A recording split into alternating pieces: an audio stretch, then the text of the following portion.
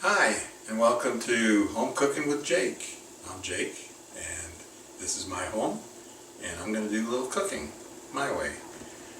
Today we're going to do some of our Polish pierogis from a family recipe, and we're going to have two fillings.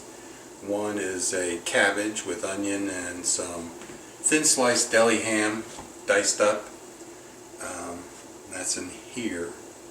And then we're going to do potato and cheese. We have the cabbage going. It's got to cook down a little bit more. But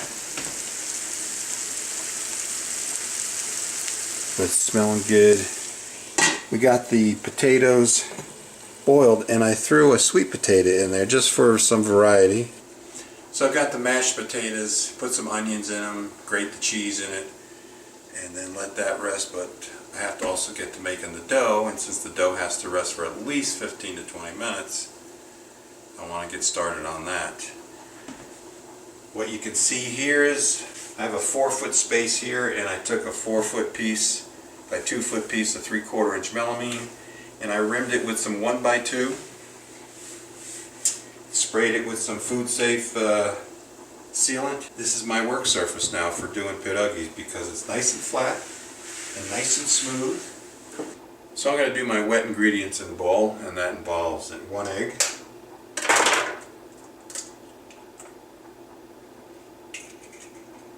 a 1/2 cup of whole milk, a 1/2 cup of sour cream. Now this isn't part of the original family recipe, but I added it on my own, and I kind of like it. So this is a 3/4 inch PVC pipe on the wire handle. Makes it a lot easier to use. One thing my dad says is that this liquid ingredient should be room temperature, not cold. He thinks it has an effect on what it does for the dough. One other thing that I do is melt some butter, about 1/4 of a stick. I don't know anything about food science. I just kind of play with whatever I get the urge for.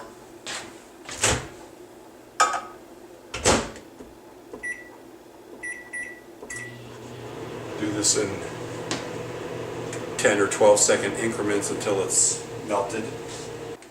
Yeah, this is melted good enough.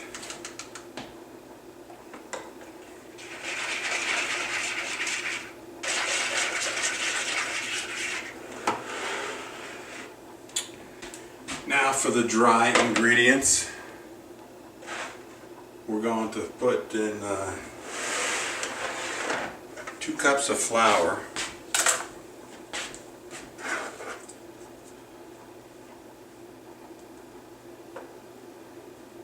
2. What else we got? Teaspoon of salt. Salt.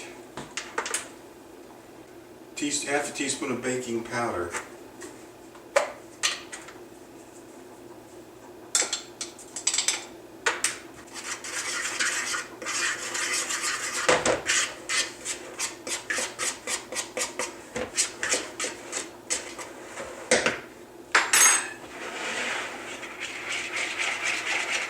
This isn't quite warm enough yet, so I'm going to put it in the microwave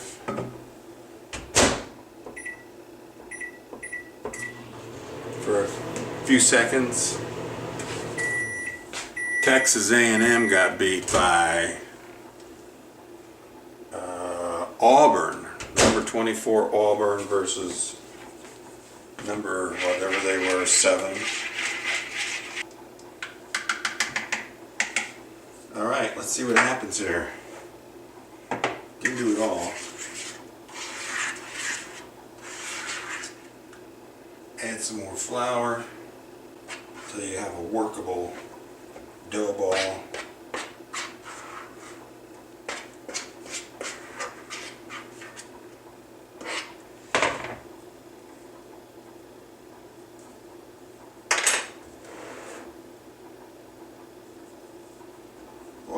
soft.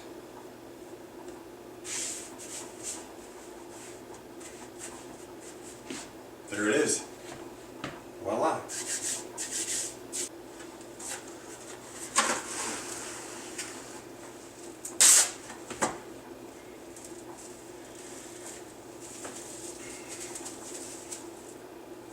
How's that look?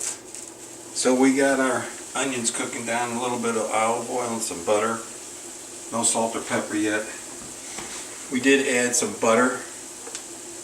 Like I said, maybe a quarter of a stick of butter to the potatoes, a little bit of salt and pepper. We're going to add the onions and the liquid that's in there with the onions. Mix this all together and then taste it and then season it if we have to. Sauteed onions are done. They're in here. They're all mashed in. Add a little more salt and pepper after tasting. I'm going to grate some mild block cheddar cheese into this mix. And I took my dough ball out of the refrigerator to get back to room temperature to work. Got the TV back on. Florida State's killing Clemson. I think it was 2-1 in favor of Detroit over Boston. I don't know how Notre Dame and USC ended up. So, I think we got our fillings ready. We got our dough ball. Still feels a little cool yet. But, I want to show you something here. This is a homemade rolling pin. This is a 3/4 inch dowel, and I've rounded over the ends. This is 2-inch PVC with the cap on each end, with a 3/4 inch PVC through the middle that I could slide the dowel through. But inside all of this is concrete to make it heavier, so you don't have to push as hard. And that's what I'm going to use to roll this out. And this is a 4-inch PVC cap, and I have some thin sheet aluminum that I cut to fit on the inside, so I have a sharp edge, and this is what I use to cut out my circles for my pierogi. This is from Pampered Chef, and this crimps down the edges. I want to start with half of this. And it sounds like Boston may have tied the game. Now we want to get this rolled out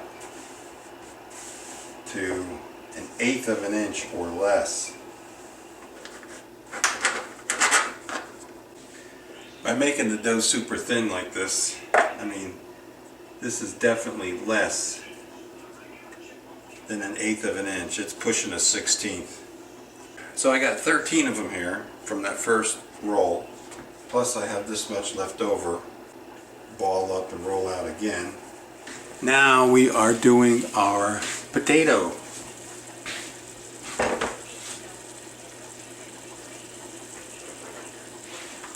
So we have this super thin.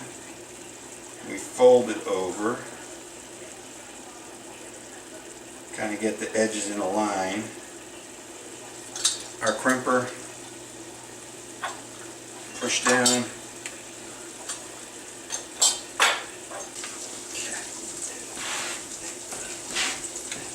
Look at that. Wonderful. We got our onions going in this pan as soon as they come out of here from floating. I'm going to put them right into there. 23 and 23, we got 46 out of that one batch of dough. Alright.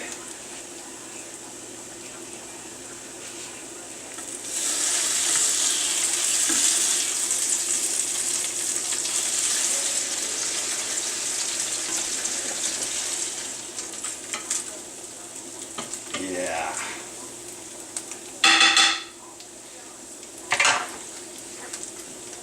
That's it. Next thing I'm going to do is taste them for you. Alright, cleaning up.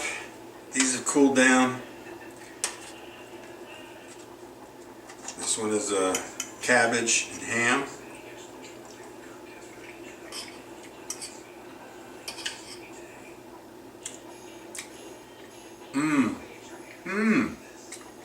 Awesome. This is the potato and cheese.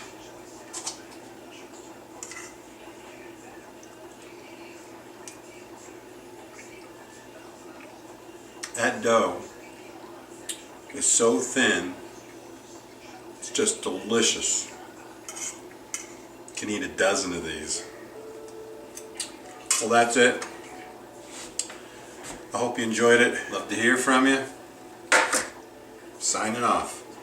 This to Phil Robertson. Happy, happy, happy.